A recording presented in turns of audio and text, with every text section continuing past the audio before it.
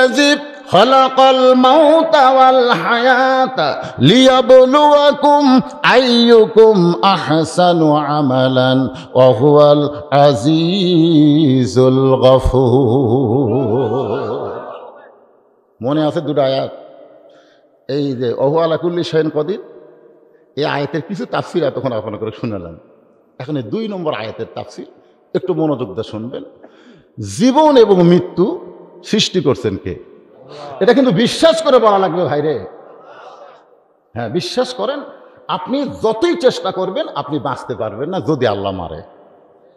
সিন্ধুকের মধ্যে থাকবেন। ওই যে ছোটবেলায় শুনছি বেহুলা লুকিন্দর, শোনেননি? কিচ্ছা কাহিনী শোনেননি?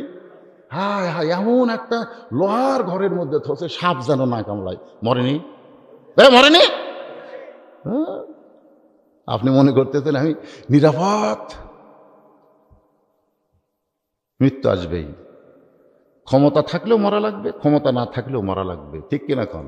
হ্যাঁ, এই আয়াতের পরে এখানে একটু মনোযোগ দেবেন। লিয়াবলুয়াকুম আইয়ুকুম আহসানু আমালা, তোমাদেরকে সুন্দর আমল পরীক্ষা করা হবে। এই সুন্দর আমলটা কি বোঝানোর জন্য বলতেছি, সুন্দর আমল করতে সুন্দর একটা পরিবেশ লাগবে। সুন্দর একটা পরিবেশ যদি আপনি বানাতে চান, সুন্দর একটা সমাজ লাগবে। সুন্দর একটা সমাজ যদি আপনি তৈরি করতে চান, সুন্দর একটা রাষ্ট্র লাগবে।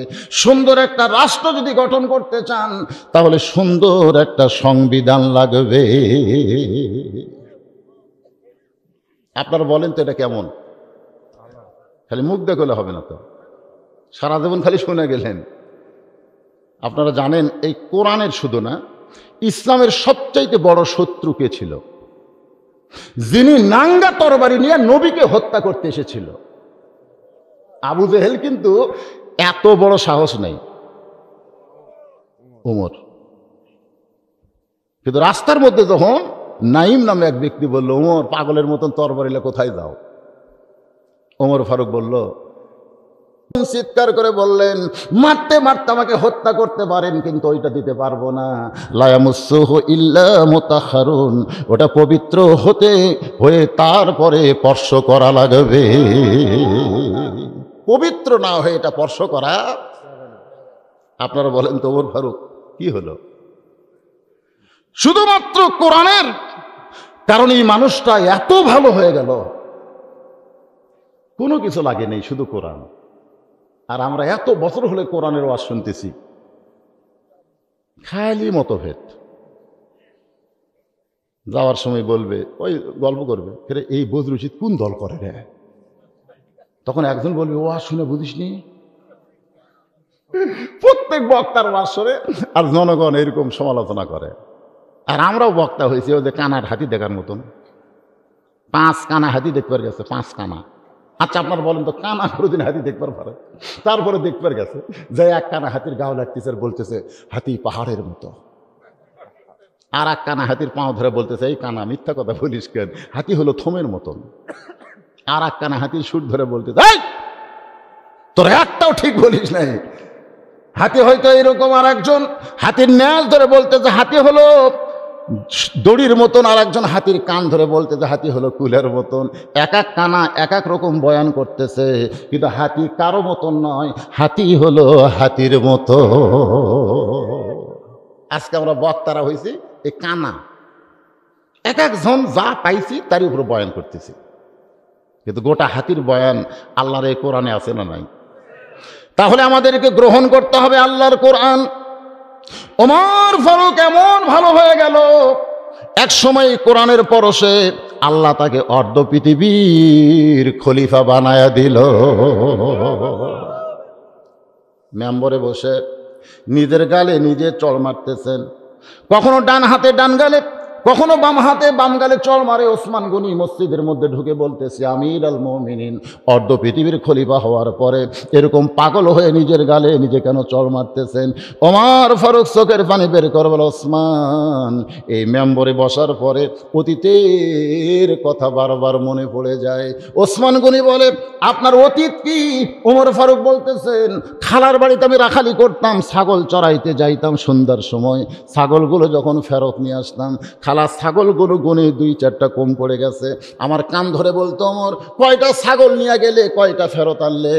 আমি আবার দৌড় দিতাম, ওই হারানো ছাগলগুলো খুঁজে খুঁজে এনে খালারে জমা দিতাম। খালা মাথার চুল ধরে বলতো, ওমর যেই ভুল তুমি আজকে করেছো, আগামীকাল যদি এই ভুল করো, তোমার রাখালির চাকরি কিন্তু আমি ক্যান্সেল করে দিব। আমি খালার পা ধরে বলতাম, খালা রাখালির চাকরি ক্যান্সেল করে দিলে আমি যাবো কোথায়, খাবো কি? যে ওমর একদিন রাখালির চাকরি রক্ষার জন্যে খালার পা ধরে কেঁদেছে, আজকে সেই উমরকে আল্লাহ আদ্য পৃথিবীর খলিফা বানাইছে। এটা উমরের যোগ্যতাই নয়, এটা একমাত্র আল্লাহর কোরআনের যোগ্যতা। এখন আপনারা বলেন, আল্লাহর কোরআনের ক্ষমতা আছে না নাই? কোন ক্ষমতায় আপনি নেক আমল করতে পারেন, কিন্তু সুন্দর আমল করা সহজ না। নেক আমল করতেছেন না, আপনাদের বগুড়া বড় মসজিদে বাইতুর রহমান মসজিদে জোহর নামাজ পড়বেন, নেক আমল না? কি কন, নেক আমল না? কিন্তু জুতার খবর কি? মসজিদের মধ্যে ঢুকতেছে, আল্লাহর নামাজ পড়বো, তো হাতে জুতা কেন দেয়? তখন বলতেছে চোরের ভয়, নেক আমল আর নয়। চোরের ভয় আল্লাহর ভয় একই সঙ্গে যদি রয়, তোমার নেক আমল হবে, কিন্তু সুন্দর আমল হবে। সুন্দর আমল তখনই হবে যখন চুরি করলে চোরের হাত কাটার আইন সমাজে চালু হয়ে যাবে। ওমর ফারুক এই আহসান ও আমালা দেখার জন্যে ছদ্মবেশে মদিনার অলিগলি ঘুরতেছেন। খুব মনোযোগ দেবেন যে সুন্দর আমলটা কি। দেখলেন একজন রাখাল উট আর দুম্বা চড়ায়। ওমর ফারুক সালাম দিয়ে বললেন, রাখাল ভাই, আমি খুবই ক্ষুধার্ত ভাই, আমাকে উটের 1 পেয়ালা দুধ দাও, আমি একটু পান করতে চাই। রাখাল ওমর ফারুকের দিকে তাকায়া বলতেছে, দুধ দিব ঠিকই আছে, কিন্তু পরিচয়টা কি? আপনার তো একটা পরিচয় আছে। ওমর ফারুক চিন্তা করলেন, আমি ছদ্মবেশ ধারণ করছি, এখন যদি পরিচয় দিই তো গুমুর ফাঁস হয়ে যাবে। ওমর ফারুক চিন্তায় পড়ে গেলেন, কি পরিচয় দিব? আমার নাম ওমর, অর্ধ পৃথিবীর খলিফা আমি, আব্দুল্লাহর বাপ আমি, এই পরিচয় দিব না কি দিব? এই চিন্তা যখন করতেছে, এমন সময় আল্লাহর কোরআন সুন্দর ভাষায় বলতেছে, মিল্লাতা আবিকুম ইব্রাহিম ওয়া সাম্মাকুমুল মুসলিমিন। ওমর, তুমি আসল পরিচয় দাও। তোমার জাতির পিতা হযরত ইব্রাহিম, তোমার নাম রেখেছে মুসলমান, হুয়া সাম্মাকুমুল মুসলিমিন, তোমার নাম রেখেছে মুসলমান। তুমি এখন পরিচয় রাখালের কাছে মুসলমান হিসেবে দিয়া দাও। ওমর ফারুক বললেন, রাখাল ভাই, আমার পরিচয় আমি একজন মুসলমান।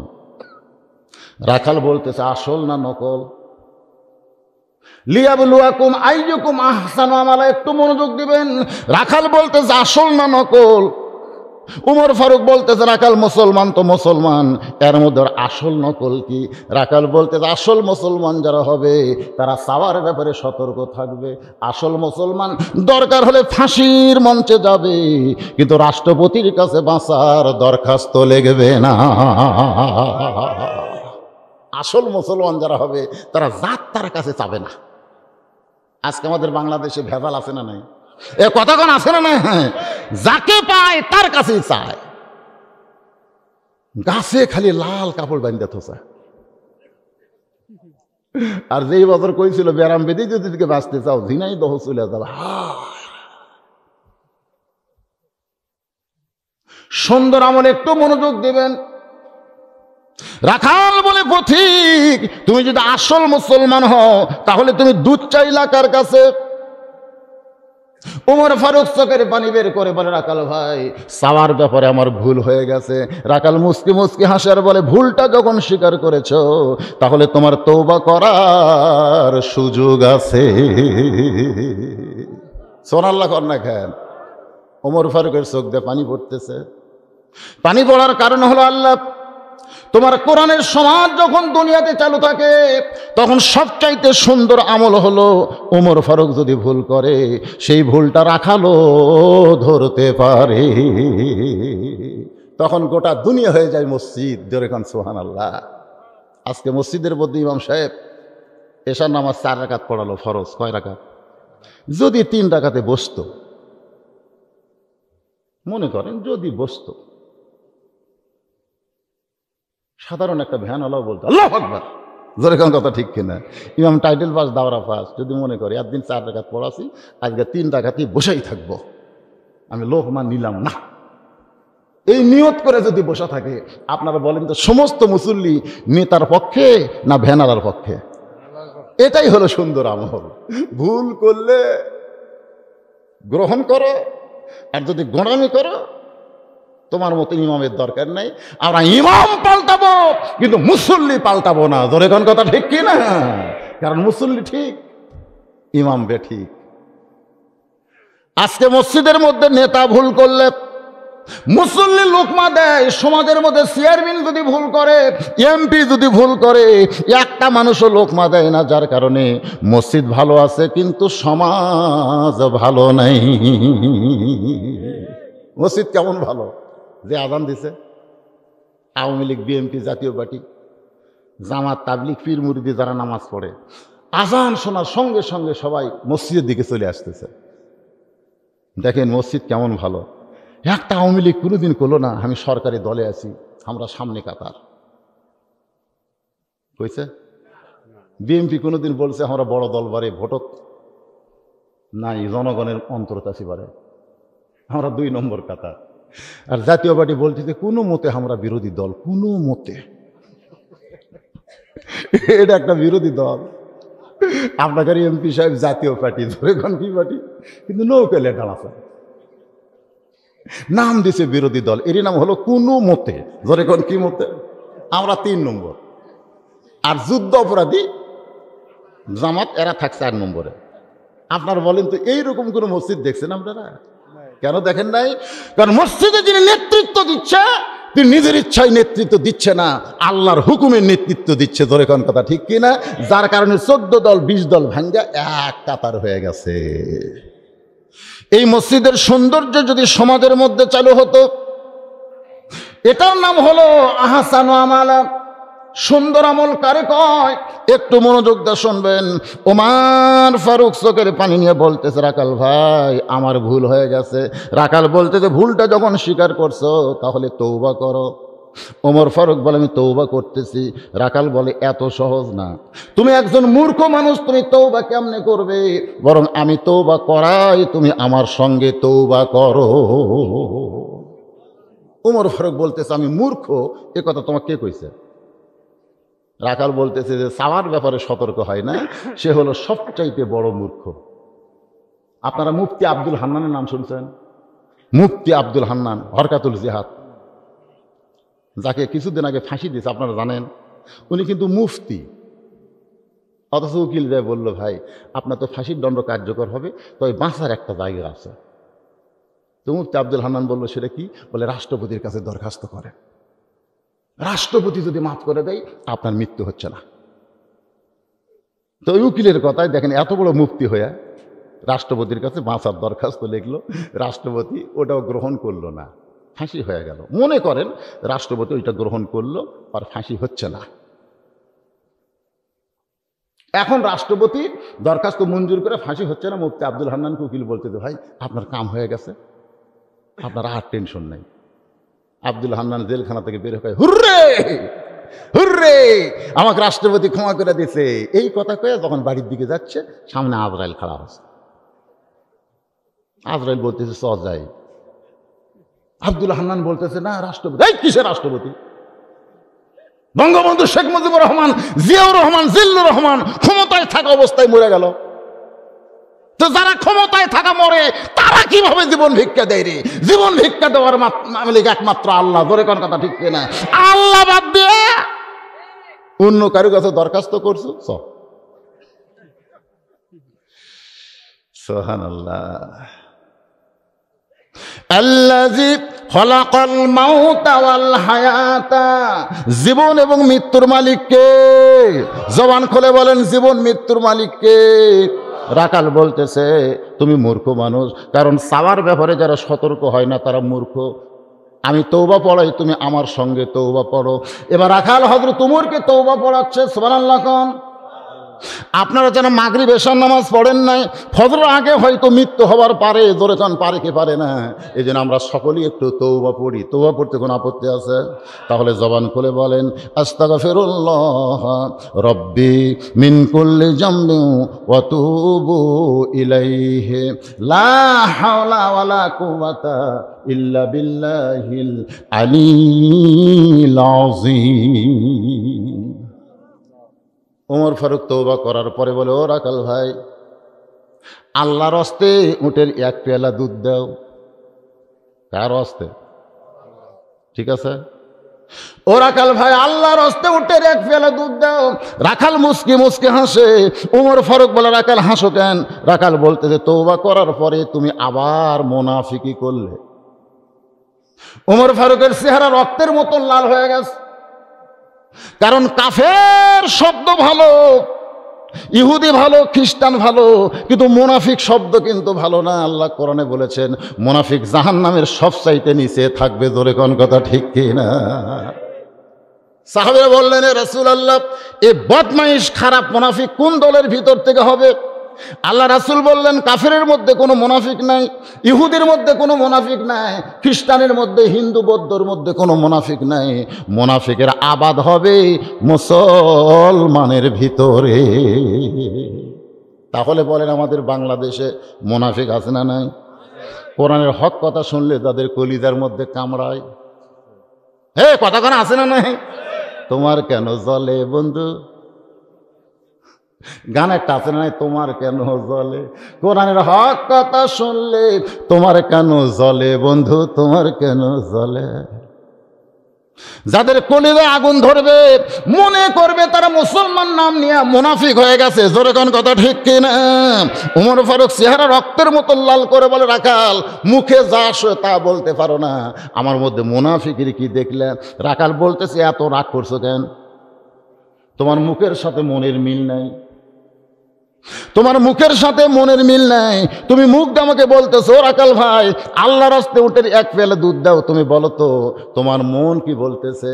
আমি যদি উটের মালিক হইতাম, তুমি কিন্তু আমাকে রাখাল বলতে না। আর আমাকে যখন রাখাল বলে ডাক দিছো, তোমার মন বলতেছে আমি উটের মালিক না। আর মালিক বাদ দিয়ে রাখালের কাছে কেউ যদি আল্লাহর হস্তে চায়, রাখাল দিবার পারবে? পীর সাহেবেরা কি, এই পীর সাহেব ওরা কি? এরা হলো রাখাল। মনে করে হামক রাখাল। কেবল টেস্ট থেকে নামছি, একজন দৌড়ে এসে হাতের মধ্যে কসকসা টাকা দিয়ে কয়, হুজুর দোয়া করেন। কি দোয়া বাবা? কয় বইয়ের একটা বাচ্চা চাইছে, আল্লাহ যেন একটা পুত্র দেয়। আমি রাখাল চিন্তা করলাম, কে আমারই 3 বেটি, হ্যাঁ, আমার দোয়া যদি আল্লাহ এতই শোনে, আমার তো একটা বেটাও দেয়। আমার দোয়া দিয়ে যদি আমার বইয়েরটা বেটা না হয়, তো তোর বইয়েরটা হবে? কি মনে হচ্ছে আপনারা? তা বলে, হুজুর, তাহলে ওই হুজুরের কাছে যাব, তার বেটা চলে আছে। আমি কইলাম, পাগল, কোনো হুজুরের কাছে না, পীরের কাছে না, কোনো বাবার কাছে না, কোনো বটতলা গাছতলা না। চাইতে যদি হয় কেবলমাত্র আল্লাহর কাছে চাইতে হবে। ইয়া পড়েন, ইয়া কানা বুধু ও ইয়া কানাস্তাইন, হাসবি আল্লাহু নিমাল ওয়াকিল ও নিমাল মাওলা অনিমান নাসির।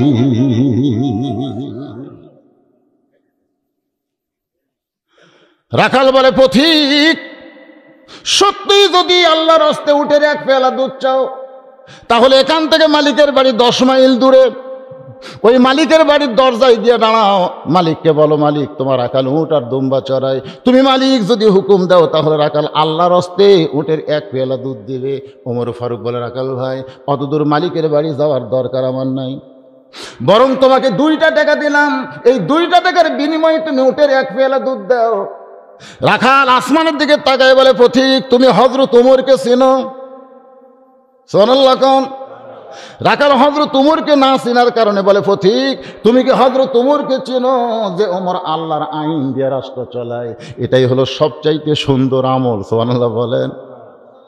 যদি ওমরের গুপ্ত বাহিনী দূর থেকে দেখতে পায় তুমি আমারে 2 টাকা ঘুষ দিছো, আমি মালিক বাদ দিয়ে তোমাকে উটের এক পেয়ালা দুধ দিছি, তাহলে তোমাকেও ধরবে, আমাকেও ধরবে।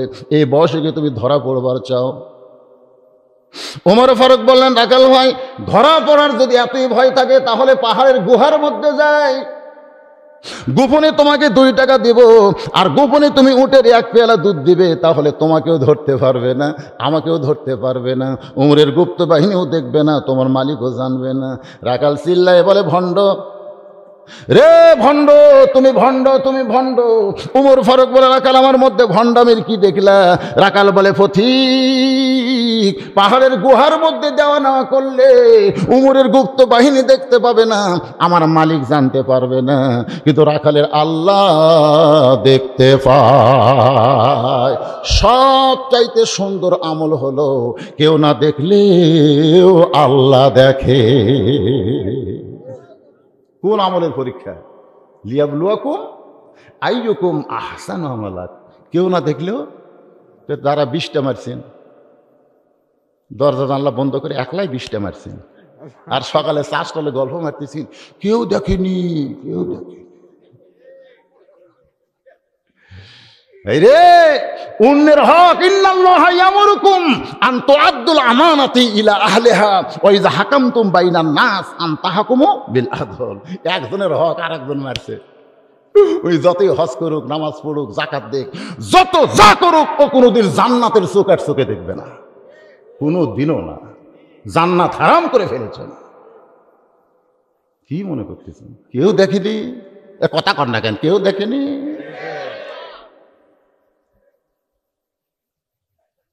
ওমর ফারুক এক দৌড় মারছে, এক দৌড়ে গিয়া পাহাড়ের পাদদেশে জায়নামাজ বিছাইয়া 2 রাকাত সালাতুল হাজত নামাজ পড়ে বলতেছে, মাবুদ, তোমার আমল এত সুন্দর, যখন কোরআনের পরিবেশ দুনিয়াতে থাকে, আল্লাহ তুমি আসমানে নাই, তুমি ঢুকেছো রাখালের কলিজা। কোথায় আল্লাহ? হ্যাঁ, আমরা বলি না কোথায় আল্লাহ? আল্লাহ কোথায়? লা ইলাহা ইল্লাল্লাহ মুহাম্মাদুর। কোন জায়গায়? জোরে কোন কোন জায়গায় রাখছেন? কলিজার ভিতরে রাখছেন। তাসদিক বিল জানান। ওমর ফারুক বলতেছে, আল্লাহ কি দেখলাম, এই রাখালটা এত সুন্দর আমল করতেছে, আসমানের আল্লাহকে কলিজার মধ্যে ঢুকায় ফেলছে। রাখাল পিছনে এসে বলতেছে, যতই কান্দ, উটের দুধ তোমাকে দিবার পারলাম না। ওমর ফারুক বলে, রাখাল ভাই, উটের দুধের কোনো দরকার আমার নাই, তুমি না দেখা আল্লাহকে কলিজার মধ্যে জায়গা দিয়া তুমি যে সুন্দর আমল করতেছো, এর বিনিময়ে তোমার চাহিদা কি? তুমি যে না দেখা আল্লাহকে কলিজার মধ্যে জায়গা দিয়ে মুয়াজ্জিন আজান দিলে তোমার গুণ হারাম হয়ে যায়। হ্যাঁ, আসসালাতু খায়রুন মিনান নাওম শোনার সঙ্গে সঙ্গে তুমি কম্বল ল্যাপটে লাথি মারো, ঠান্ডা পানি দিয়ে ওযু করো, তুমি মসজিদের দরজা পর্যন্ত এসে মসজিদ আল্লাহুম্মা আফতাহ লি আবওয়াব রাহমাতিক বলে ঢোকো।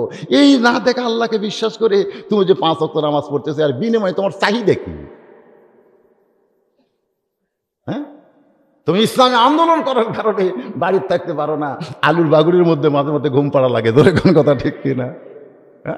না দেখা আল্লাহকে বিশ্বাস করে আল্লাহর আইন দুনিয়াতে কার্যকর করার জন্যে তুমি আল্লাহর দল করতেছো, তোমাকে মাঝে মধ্যে পুলিশ খোঁজে, এত কষ্টের কারণে তুমি আসো, তারপরে তোমার চাহিদা কি? কি কারণে এই কামটা করো?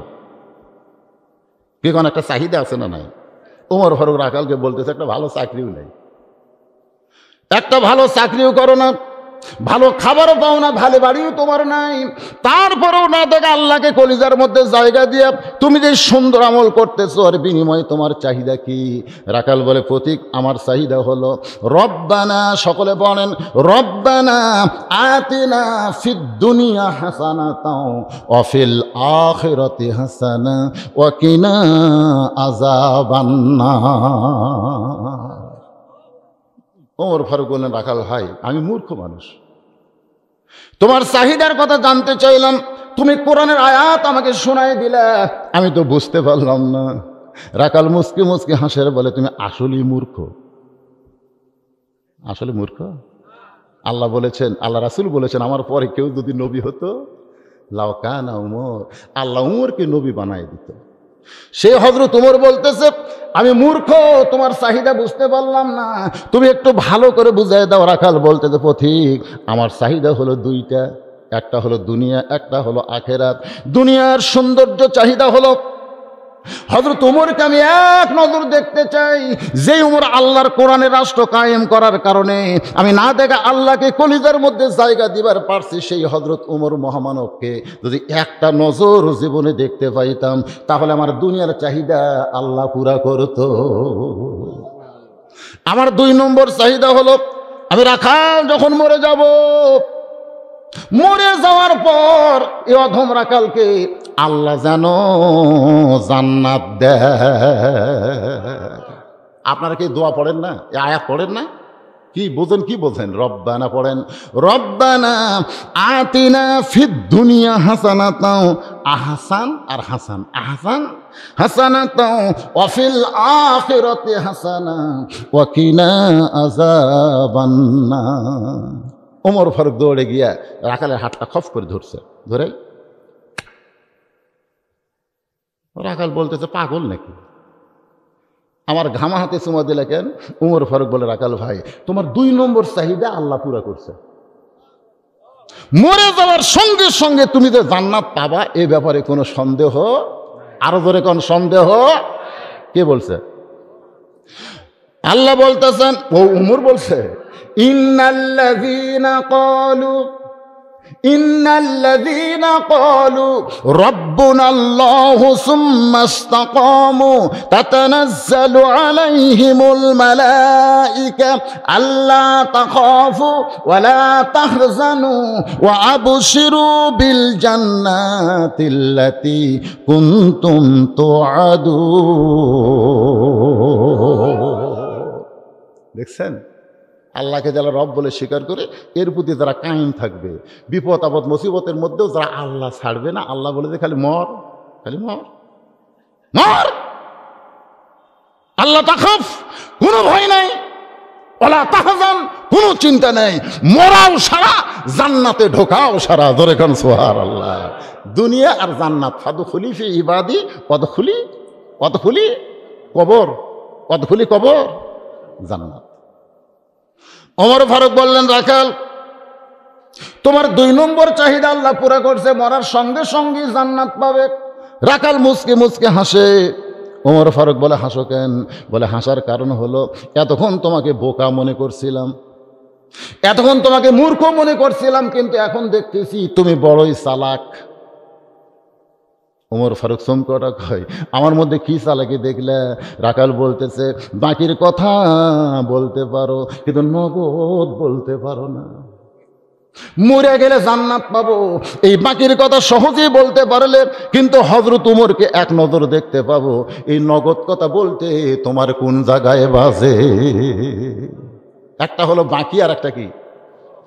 টাকা দিল 10, জান্নাত ফসাফস, টাকা দিল 20, বেস্ত দিয়ে দিস। আপনারা বলেন তো এই কথা বলতে কোনো অসুবিধা আছে? কারণ বাকি তো বেস্ত ফসাফস দিয়ে দিছে। কিন্তু যদি বলতো টাকা দাও 10, ধরলে 100, মানে এইদিক 10 এদিক 100, পিটাপিটি শুরু হবে। তোর কথা ঠিক কিনা? 10 গুণ আল্লাহ বেড়াই দিবে, 10 গুণ, 10 দিছে 100 পাবে। দান করতে মানুষ মারামারি করবে না? হায় হায়, 10 দিলে 100 পাওয়া যায়। কিন্তু যদি আমরা বলি টাকা 10টা দেবেন, আল্লাহ জান্নাতে 100 দিবে, সবাই বলবে বাকি। রাখাল বলে, পথিক মরে গেলে জান্নাত পাবো, এই বাকির কথা তুমি সহজেই বলতে পারলে, কিন্তু হযরত উমরকে এক নজর দেখতে পারবো, সেই নগদ কথা বলতে তোমার কোন জায়গায় বাজে? ওমর ফারুক চোখ বন্ধ করে চিন্তা করলেন, আমি যে উমর, যে আমাকে তওবা পড়াছে, যে আমাকে মুনাফিক কইছে, আমারে ভণ্ড কইছে, এখন যদি বলে আমি ওমর, বলাও সারা, হার্ট ফেল করা, স্ট্রোক করে মরাও সারা। ধরে কোন কথা ঠিক কিনা? কারণ কি করছে? তওবা করছে, তওবা পড়াইছে, আমারে মুনাফিক কইছে, ভণ্ড কইছে, এখন যদি বলে আমি ওমর। ওমর ফারুক চোখ বন্ধ করে যখন চিন্তা করে, এমন সময় আল্লাহর কোরআন সুবহানাল্লাহ বলেন, সব সমস্যার সমাধান। আপনাদের কি মনে হয়? ওই যে মুরগি কবির গতকাল আব্বাসী হুজুরের সাথে টকশো হচ্ছে, আপনার যারা ফেসবুক ইউটিউবে দেখছেন, আব্বাসী হুজুর টকশো। মুরগি কবির বলেছে ওই 1500 বছর আগেকার কোরআন, ওইটা দিয়ে কি এখন চলে? ওর ধারণা হলো কোরআন ওল্ড মডেল। আপনাকে কি মনে হয় ওল্ড মডেল? তাহলে একটা 60টা স্লোগান দেবেন। এখানে কোনো আওয়ামী লীগ, বিএনপি, জাতীয় পার্টি না, আমরা সবাই ভাই ভাই, আমরা মুসলমান, আমরা এক মসজিদের মধ্যে ঢুকি, কোনো দলাদলি করি না, এক কোরআনের মাহফিলে বসেছি। বিএনপির কাছে আওয়ামী লীগ, আওয়ামী লীগের কাছে জামাত বসে আছে। জোরে এখন কথা ঠিক কিনা? কারণ বেড়া গেলে মাস্ক পরা লাগবে। বেড়া গেলে আপনি 14 দল 20 দল করেন, কিন্তু ভিতরে এসে কিসের মাত্রে? ভিতরে কোনো দল চলবে না। আমরা কয় দল? আরো জোরে। নিজের চোখে দেখছি ডান পাশে আওয়ামী লীগ, বাম পাশে বিএনপি, মাঝখানে জামাত। নিজের চোখে দেখা কথা। কাতার সোজা করতেছে। আওয়ামী লীগ 4 আঙুল সামনে গেছে, জামাত ইসলাম হাত ধরে টানতেছে, লাইনও তাই। আওয়ামী লীগ একবারে করলো না, আমাকে টানতেছে। ওদিকে আর খেয়াল নাই, ওই নিচের দিকে তাকায় বলতেছে, আমি খেয়াল করিনি ভাই, খেয়াল করি। ফেরস তাকায়, আল্লাহ এটা কি দেখলাম? বেড়া মারামারি আর ভিতরে এক কাতার। আল্লাহ বলতেছে, উদখুলু ফিস-সিলমি কাফা। এরা যখন ভিতরে আসবে, এদের মধ্যে কোনো দলাদলি থাকবে না, এরা সবাই এক মায়ের পেটের ভাইয়ের মতো হয়ে যাবে। জোরে কর সুবহানাল্লাহ। তো তাহলে আমাদের মধ্যে কোনো দলাদলি আছে? আমি যেই বলবো এটা কিন্তু কোরআনের আয়াত থেকে একটা স্লোগান হচ্ছে, সব সমস্যার সমাধান আপনারা দিতে পারে আল কোরআন। সব সমস্যার সমাধান আল কোরআনের আলো। কোরআন হাদিস যেখানে, দুনিয়ার মুসলমান সবাই কয়নি? সবাই কছেন?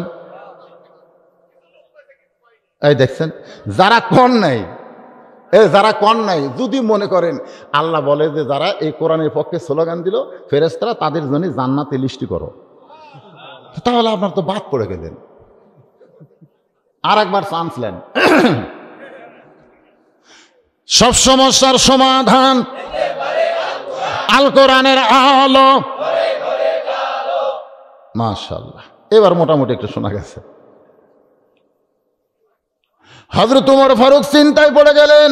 এমন সময় আল্লাহর কোরআন বলতেছে, উদউ ইলা সাবিলি রাব্বিকা বিল হিকমা। হিকমত কারে কয়? একটু মনোযোগ দিবেন। ওমর ফারুক বললেন, রাখাল তুমি কি সত্যি হযরত ওমরকে দেখতে চাও? রাখাল চিল্লায় বলতেছে, কোথায় হযরত ওমর? ওমর ফারুক বলে, রাখাল ইন্নাল্লাহ মা'আস সাবিরিন, ধৈর্যশীলদের সঙ্গে কে আছে? সত্যি যদি হযরত ওমরকে দেখতে চাও, তাহলে ফজরের নামাজ তোমাকে সামনে কাতারে আদায় করা লাগবে। তুমি যদি সামনে কাতারে ফজরের নামাজ আদায় করো, মেহরাবের দিকে তাকায় দেখবা যেই মানুষটা ইমামতি করতেছে সেই মানুষটি হলেন হযরত ওমর। কত সুন্দর কথা! অর্ধ পৃথিবীর খলিফা হইয়া আবার নামাজ পড়ায়। কি পড়ায়? কথা কয় না। আমাকে মেম্বার চেয়ারম্যানের খবর কি? গরিবের ছেলে মসজিদের ইমাম, জুমার দিন আমাকে বলতে যে হুজুর আমার জীবন সার্থক। আমি বললাম কেমনে বাবা? এই জুম্মায় এমপি সাহেব আমার পিছনে নামাজ পড়ছে হুজুর। আমার কলজা ভরে গেছে, এমপি আমার পিছনে। আমি যতক্ষণ রুকুত থাকি এমপিও থাকি। আমি চিন্তা করলাম, ঘুষ খায় টাকা মারা খায় পেট উড়াত মোটা করছো, আজকে রুকুর মধ্যে তো সাইজ করবো। হুজুর এতদিন শর্টকাট করতাম, আজকে লম্বা রুকু মারলাম। এমপি খালি পিঠ মশলায়, কিন্তু মাজা তুলবার পারে না। আমার কলজা ভরে গেল। ওইখানে মনে মনে কইলাম, আসল জায়গা দেখ নেতাকে। কারণ দুনিয়ার সব হলো ভেজাল, মসজিদ হলো আসল। জোরে কোন কথা ঠিক না? আসল জায়গা ঢুকে দেখ নেতাকে। ভেজাল জায়গার এমপিগিরি করিস আর মশান মারিস, আয় ভিতরে আয়। হযরত ওমর ফারুককে যদি দেখতে চাও, তাহলে সামনে কাতারে দাঁড়ায় মেহরাবের মধ্যে তাকায় দেখতে পাইবা যেই মানুষটা ইমামতি করতেছে সেই মানুষটি হলেন হযরত ওমর। রাখাল চোখের পানি বের করছে। এতক্ষণ রাখাল খালি হাসছে। এইবার রাখাল চোখের পানি বের করে বলে, পথিক আমি একজন সাধারণ রাখাল, আমি মসজিদের বারান্দায় নামাজ পড়ি, আমি মসজিদের ভিতরে ঢোকার সাহস পাই না, কারণ মসজিদের ভিতরে নবীর দামি দামি সাহাবী, ওই দামি দামি সাহাবীর মধ্যে আমি অধম রাখাল কেমনে যাই। সঙ্গে সঙ্গে ওমর ফারুক বললেন, রাখাল মসজিদের ভিতরে দামি দামি আর তুমি কম দামি, এই কথা তোমারে কে বুঝাইল? বরং আল্লাহর আইন হলো ইন্না আকরামাকুম ইনদাল্লাহি আতকাকুম, ওই ব্যক্তি সবচাইতে দামি হয় যার কলিজার মধ্যে আল্লাহর বেশি ভয়। সুবহানাল্লাহ কবেন না? বক্তা ওয়াজ করে কিন্তু ফজরের নামাজের জামাত করে না, আর যারা ওয়াজ শুনে এরা জামাতে নামাজ পড়ে। কি মনে করতেছেন বক্তা দামি? এই জিব্বা জাহান্নামের কি এই বসি বসি, মাথার টুপি থাকবি, মুখের দাড়ি থাকবি, আমার জিব্বাতে বসে লাগাছে আল্লাহ। জাহান্নামের ফেরেশতারা আমার টেনে টেনে জাহান্নামে দিয়ে যাচ্ছে, আর আপনারা বলতেছেন হুজুর হুজুর আপনার ওয়াজ শুনে আমল করে আমরা জান্নাতি, আর আপনার টানে লে যাচ্ছে জাহান্নামে, খবর কি? তখন আল্লাহ বলতেছে লিমা তাকুলু মালা তাফাইলুন, এই বক্তা ওয়াজ করছে কিন্তু। তখন আপনারাই বলবেন আল্লাহ যার ওয়াজ শুনে আমরা জান্নাতি হলাম তাকে জান্নাত দেওয়া আল্লাহ। তখন আল্লাহ বলবে ওয়ালা তাস্তাহি আনফুসুকুম, এই দেখ এরকে জন্যে তোকে আবার জান্নাত দিলাম। কি মনে করতেছে নিচে বসে আছেন দেখে আপনাকে দাম কম? আল্লাহ কোরআনে বলেছে ইন্না আকরামাকুম ইনদাল্লাহি আতকাকুম, ওই ব্যক্তি সবচাইতে দামি হয় যার কলিজার মধ্যে আল্লাহর বেশি ভয়। রাখাল তুমি কম দামি আর মসজিদের ভিতরে দামি, এই কথা তোমারে কে বলেছে? বরং সামনে কাতারে নামাজ ধরো যদি উমরকে দেখতে চাও। রাখাল বলতেছে ভাইজান তাহলে আজকে এশার নামাজ পড়ে আমি আর বাড়িতে যাব না, আমি এশার নামাজ পড়ে আর বাড়িতে যাব না। ওমর ফারুক বললেন কেন যাবা না? বলে ফজরের জামাত সামনে ধরতে গেলে এশা থেকেই আমি ফজরের চেষ্টা করব। ওমর ফারুক বলে রাখাল 2 ওয়াক্ত নামাজ লম্বা আর 3 ওয়াক্ত তাড়াতাড়ি তুমি কি বলতে পারো? আসর মাগরিব এশা তাড়াতাড়ি, কিন্তু এশা থেকে ফজর, ফজর থেকে জোহর, এই 2 ওয়াক্ত নামাজ লম্বা কেন তুমি কি বলতে পারো? রাখাল বলতেছে আমি কেমনি বলবো? ওমর ফারুক বলতেছে রাখাল শোনো, ফজর থেকে জোহর লম্বা সময় হওয়ার কারণ হলো ফজর থেকে জোহরের মাঝখানে মানুষ কাজ কাম করে, শরীরের মধ্যে যেই ক্ষয় তৈরি করবে, এশা থেকে ফজর লম্বা হওয়ার কারণ ওই ঘুম পাড়ার কারণে আল্লাহ সেই ক্ষয়টা পুরা করে দিবে। তুমি এশা থেকে ফজর ধরবে, যদি ঘুম ধরে তো রাখাল বলতে ঘুম যদি ধরি মসজিদের মধ্যে পারবো। কার কাছে কথা? আপনারা কোন তো কার কাছে? যার নাম শুনলে তারকে স্বপ্ন দোষ হয়, মাঝে মধ্যে ব্যাটারি ফিউজ করে, বিয়ে শাদী করেনি কিন্তু কাম সারায়, এরকম আছে না নাই? এই যে শাহাদাত আঙ্গুলি দেখেন, দেখেন এই যুবকেরা দেখো, এই আঙ্গুলটা এরকম নিচের দিক থেকে আইন মিম র, উমর বুকের ওপর একটা আঁচড় দিবে, এই আঙ্গুলটা আঁচড় দিয়ে আসামিউল মুমিত 7 বার করে ঘুমিয়ে দেবা, স্বপ্ন দোষের বাপও তোমার কাছে আসবে না। এখনো সুবহানাল্লাহ করুন। এটা কি ফেরেশতা এলাকা নাকি? এটা কি ফেরেশতা এলাকা? হ্যাঁ,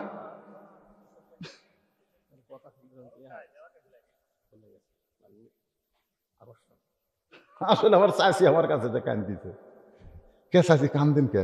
তোর ভাই বিয়ে করেনি, মাঝে মধ্যে গোসল করে, তোর চাচাও মন খারাপ আমারও মন খারাপ, একটা তাবিজ দেবা, তুই এত ওয়াজ করিস। আমি বললাম চাষি তাবিজ দেওয়া হবে না, ওষুধ দেওয়া লাগবে, আমি আসতেছি। কিছুক্ষণ পরে যায় দিকে আমার ওই চাচাতো ভাই ওই মাথার মধ্যে হেডফোন দিয়েছে, হেডফোন বোঝেন না, দিয়ে পায়ের তলে কোল বালিশ আর মাথার তলে এক বালিশ, পায়ের তলে এক বালিশ, আর পা লড়তেছে ঝিনঝিন করে লড়তেছে। আমি যেই গেছি আমাকে দিকে লাভ ধরে হুজুর আপনি কেন? আমি বললাম তোর মা আমাকে কইল তুই নাকি গোসল যদি করিস তাহলে বাইরে হয়ে যাবো, বাপ মা মনে করবি কোনো জায়গার ছেলে যাবে গোসল করে গেল, তো গোসল করে আবার শুয়ে থাকিস কেন? তোর বাপ মা আমার কাছে রিপোর্ট দিছে তোর তাবিজ দেওয়া লাগবে। ওই এখন আমার দিকে তাকায় রাগ করে কি ওয়াজ করেন, কি ওয়াজ করেন, ওয়াজ ভালো করে করেন, তাবিজ লাগবি না। আমি কইলাম পাগল কি ওয়াজ করি? ভাই ভালো করে করেন ভাইজান, জোড়হাত করে বলতেছি, জোড়হাত করে বলতেছি, আমার দরজা জানলা বন্ধ থাকে। আমি রাত্রে কোনোদিন দরজা জানলা খুলে ঘুম পারি না, কিন্তু দিনের বেলা যে কয়টা ব্যাপারটা দেখি তারই মধ্যে কেউ না কেউ স্বপ্নে আমার ল্যাপের মধ্যে ঢোকে। এটা আমার দোষ কি? আপনি ওয়াজ করেন, মেয়েরা যদি পর্দার মধ্যে থাকে আমাদের যুবকের কোনো স্বপ্ন তো হবে না, ওয়াজ করেন। আমি কইলাম জীবনে বহু ওয়াজ করছি রে, কিন্তু এইরকম ওয়াজ যে শোনা লাগবে তা তো আমি জানি না।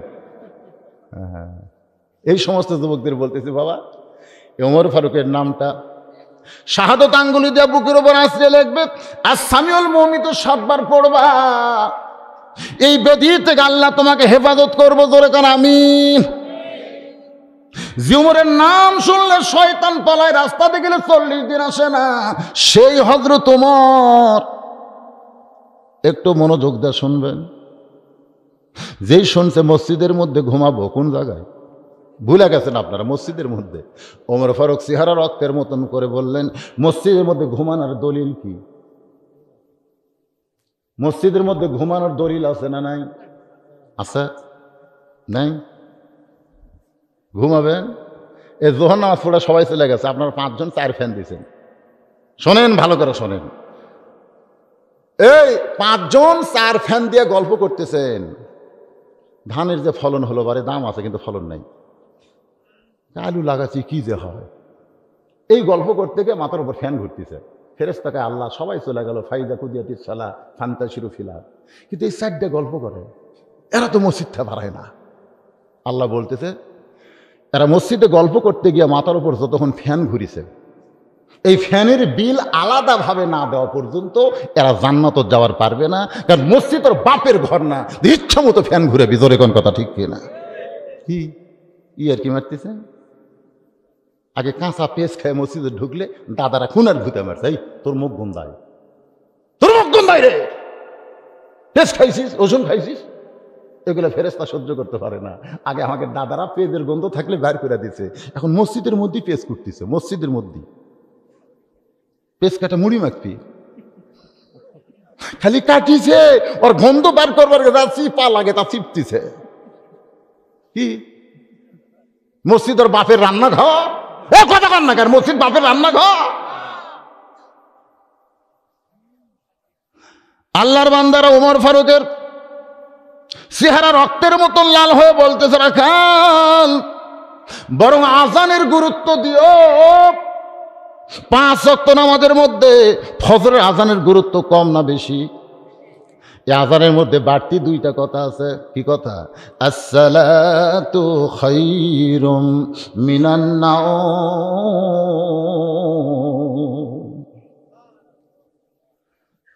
3.5 হাত ছিল, যে আজান শুরু হচ্ছে 2.5 হাত।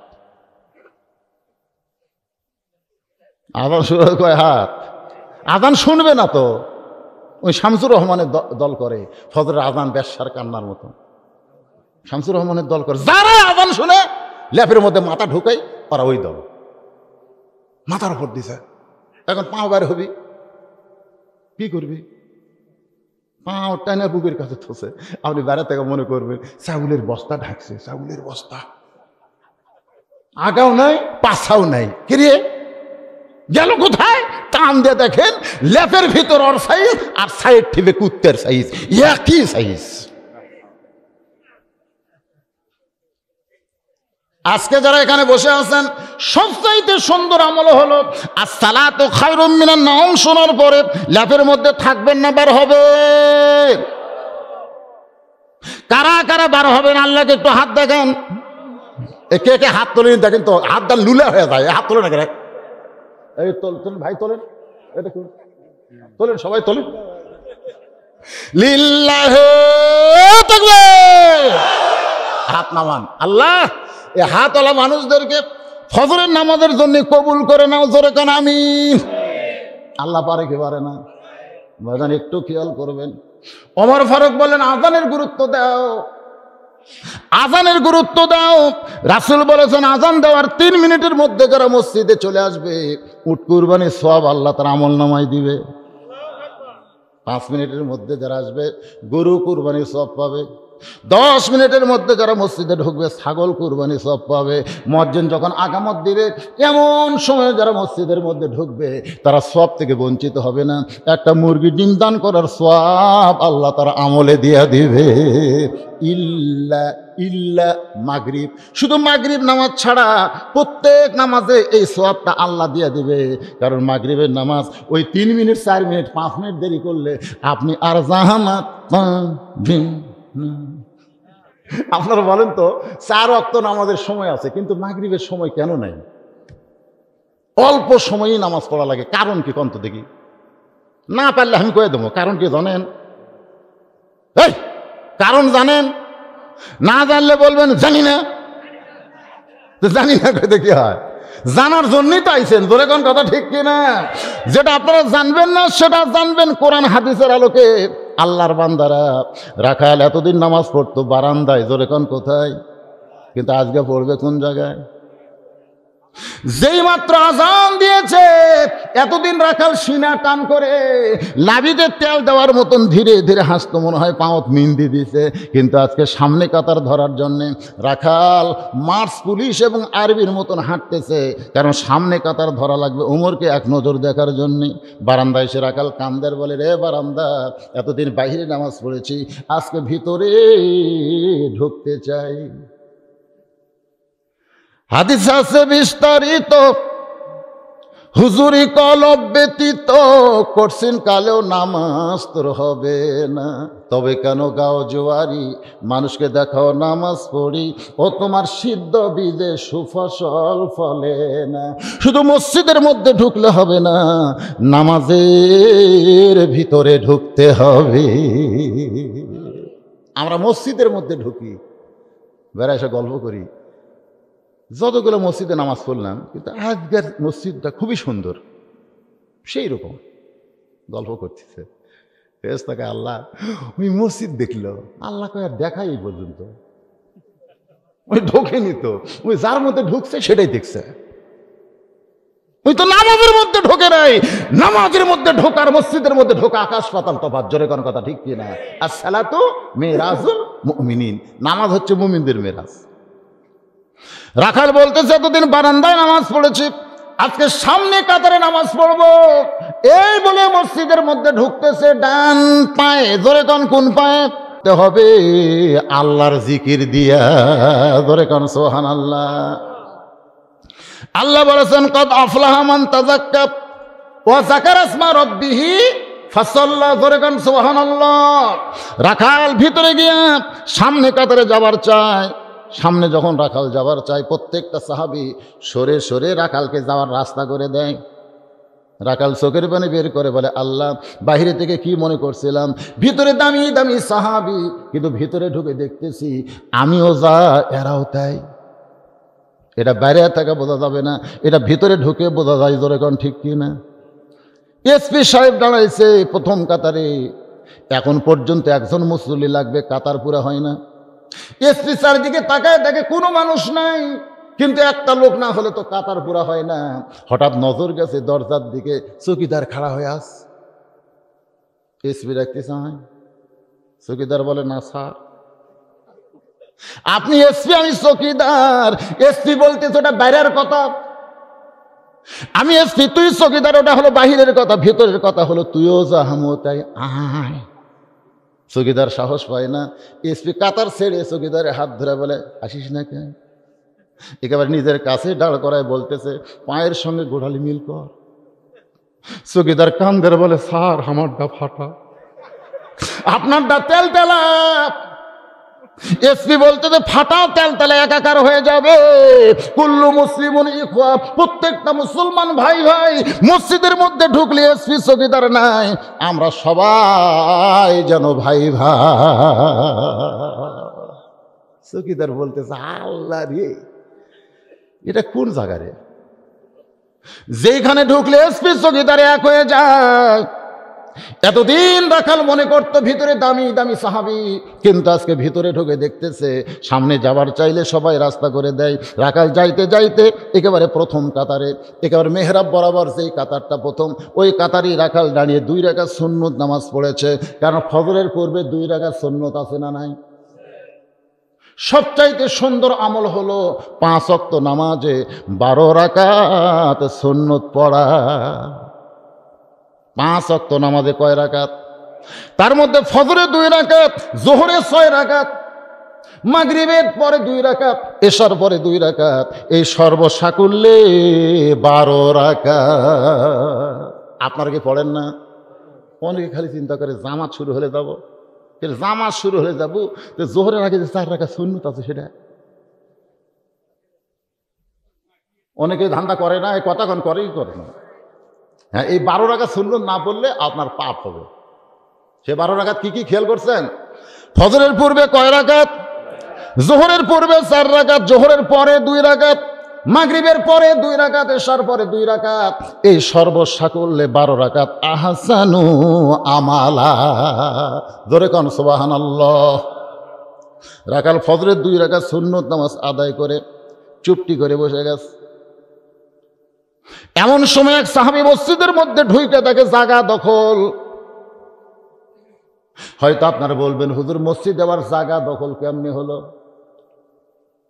মসজিদ আবার জায়গা দখল কেমনে? রাসূল বলেছেন, আমি নবী যখন ইমামতি করব, আমি বরাবর পিছনে যিনি নামাজ পড়বে তার নাম হলো আবু বকর। আবু বকর যখন ইমামতি করবে, আবু বকর বরাবর পিছনে যেই ব্যক্তি নামাজ পড়বে তার নাম হলো হযরত উমর। উমর যখন ইমামতি করবে, উমর বরাবর পিছনে যেই ব্যক্তি দাঁড়াবে তার নাম হলো ওসমান। ওসমান যখন ইমামতি করবে, ওসমান বরাবর পিছনে যেই ব্যক্তি দাঁড়াবে তার নাম হলো হযরত আলী। হযরত আলী যখন ইমামতি করবে, আলী বরাবর পিছনে। এই বলে নবী চুপ হয়ে গেলেন। সাহাবারা বললেন, হে রাসূলুল্লাহ, আলী যখন ইমামতি করবে, আলী বরাবর পিছনে কে দাঁড়াবে? রাসূল বললেন, মা ইয়ান্তিকু আনিল হাওয়া ইন হুয়া ইল্লা ওয়াহয়ুন ইউহা। আমি রসুল বলতে পারি না যতক্ষণ আল্লাহ না বলাই।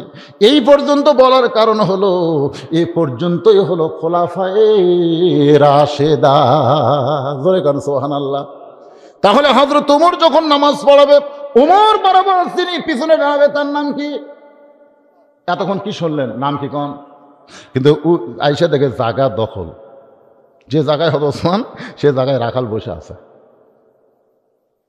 ইসলাম বলেছে, কেউ যদি মসজিদের মধ্যে কোনো জায়গা দখল করে, তাহলে তাকে তোমরা তাড়াইয়া দিও না, সরাইয়া দিও না, যতক্ষণ সে নিজের ইচ্ছাই না ছাড়ে। কথাটা বুঝলেন? আমি দেরি করছি, কাতার শুরু হয়ে গেছে, আমার চান্স আছে 2 নম্বরে। আমি দাঁড়ানোর পরের দিকে আমার সামনে একটা অটো ভ্যান চলাই, উনি খাড়া আছে। আমি কি বলতে পারবো কে রে ভ্যান চলায় এত বড় হুজুরের সামনে খাড়া হস? এ কথা বলা হচ্ছে কবিরা গুনাহ। এ কথা বললেই কবিরা গুনাহ হবে। কিন্তু যদি ভ্যানওয়ালা পিছন দিকে তাকায় বলে, হুজুর আপনি পিছনে কেন, আপনি সামনে আসেন, এখানে কোনো আপত্তি অসুবিধা নেই। সে যদি নিজে জায়গা ছাড়া দেয়, হুজুরকে দাঁড় করায় দেয়, তাহলে কোনো আপত্তি। ওসমান গনি দেখলেন যেইভাবে বসে আছে, কি করবে হযরত ওসমান? ওই রাখালের পাশে দাঁড়ায়া 2 রাকাত ফজরের সুন্নত নামাজ আদায় করে চুপটি করে বসে রাখালের মুখের দিকে বারবার তাকায়। কোনোদিন দেখেনি, কোনোদিন সামনে কাতারে দেখে নাই, আজকে প্রথম দেখেছে, যার কারণে বারবার তাকায়। রাখাল রাগ করে বলে, কি হয়েছে এত তাকাও কেন? আপনারা বলেন তো, কোনো মানুষের দিকে যখন বারবার তাকান তখন এই রাগ করে কি করে না? রাখাল চিল্লায় বলে, কি হয়েছে, আমার দিকে বারবার তাকান কেন? ওসমান গনি চমকে উঠছে, কারণ ওসমান গনি হলো সাহাবীদের মধ্যে সব চাইতে নরম। সুবহানাল্লাহ বলেন। আর রাখাল সবসময় উট দুম্বা চড়ায়, যারা গরু ছাগল চড়ায়, এরকে ভাষা নরম হয় না গরম হয়? আপনার আবাদ আছে সামনে, ঘাস খাচ্ছে গরু, কিন্তু আস্তে আস্তে গরুটা আবাদের দিকে যাচ্ছে। তখন যদি আপনি বলেন, বাবা গরু, বাবা গরু, ওর দিকে যাস না বাবা, আপনি খোয়া দেখেন গরু আপনার কথা দেখিয়ালি করবি না। যদি বলে, এই গরু, এই লাঠি দেখ রে, খালি এইভাবে একবার বলেন, গরু কিন্তু মানুষের চাইতে বেশি কানে শোনে। ঘাড় কাত করে দেখবে লাঠি ঝোকাচ্ছে, আস্তে আস্তে আবার ঘাসের দিকে চলে আইছে। আল্লাহ রাসূল বলেছেন, প্রত্যেকটা অভিভাবককে আল্লাহ রাখালের দায়িত্ব দিয়ে দুনিয়াতে প্রেরণ করেছে। প্রত্যেকটা অভিভাবককে রাখালের দায়িত্ব দেওয়া হয়েছে। এখন আপনার অধীনে ছাগল গরু আছে, আপনি মনে করতেছেন হুজুর আমার তো কিছুই নাই, তাহলে আমি রাখালি করবো কার কাছে? আপনি চোখ বন্ধ করে দেখেন, আপনার বাড়িতে 20 বছরের একটা গাই না, আপনার বাড়িতে 20 বছরের একটা আইডিয়া আছে, আর 17 বছরের একটা বকনা আছে। হয়তো বলবেন হুজুর আইডিয়া কি? আইডিয়া হলো আপনার একটা ছেলে, আর বকনা হলো আপনার একটা মেয়ে। মনে নিয়েন না, একটু যুক্তি দিয়ে বুঝাইতেছি। উদউ ইলা সাবিলি রাব্বিকা বিল হিকমা, হিকমতের সাথে বাজানকে একটু খেয়াল করেন। আপনার ছেলে 20 বছরের, ও আসলে কি পুরুষ নাকি? দেখা লাগবে না? দেখেন তো, দেখেন আপনার ছেলে যে ফুল প্যান্ট পরছে, আপনি রাখালের দায়িত্ব দিয়ে দেখেন এটা কি টাকনুর উপরে আছে না টাকনুর নিচে গেছে। বাবা হিসাবে আপনি যদি রাখাল হন তাহলে তাকানোর দরকার আছে না নাই? দরকার আছে না নাই? তা আপনার ছেলে যে ফুল প্যান্ট পরছে ওটা যে টাকনুর তলে গেছে, তা আপনি কি করবেন? কি করবেন? কু আনফুসাকুম ওয়া আহলিকুম নারা, জাহান্নামের আগুন থেকে যদি বাঁচতে চান একলা বাঁচলে হবে না, আহাল পরিবার নিয়ে বাঁচা লাগবে। হুকুম কার? এ কথা কয় না। আপনাকে বিরক্ত হচ্ছেন? শেষ করে দেব না? না কয়টা পড়তে হু হা করা লাগবে না? তাহলে আপনি তাকায় দেখেন টাকনুর নিচে গেছে। আপনি বলেন তো পুরুষ মানুষ টাকনুর তলে পোশাক পরা জায়েজ না হারাম? আরো জোরে জোরসে বলুন। দেখি খাড়া হতো, খাড়া হো ময়না, খাড়া হো। তুমি তো আমার সাথে হারাম করে, দেখি তোমারটা দেখি।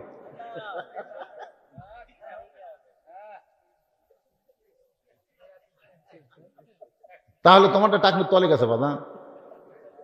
হ্যাঁ